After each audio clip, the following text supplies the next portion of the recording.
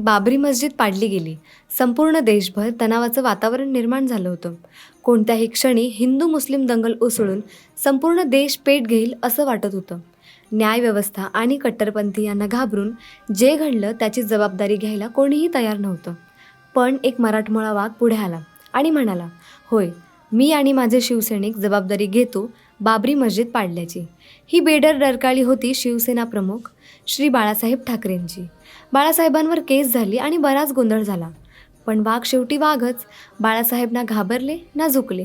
त्यांनी जबाबदारी तर घेतलीच आणि आपल्या मार्मिक शैलीत म्हणाले, मस्जिद नहीं गिरी, मंदिर ऊपर आ गया. आज राम मंदिर उभं राहिलंय. कोणालाही बाळासाहेबांची, त्यांच्या कट्टर हिंदुत्वाची आठवण आल्याशिवाय राहणार नाही. बाळासाहेबांचं स्वप्न राम मंदिर रूपात पूर्ण होतंय. अशा वेळी राहून राहून एकच वाटतंय, बाळासाहेब तुम्ही हे पाहायला हवे होतात. स्वतःला मॅडमाड हिंदू म्हणणाऱ्या बाळासाहेबांच्या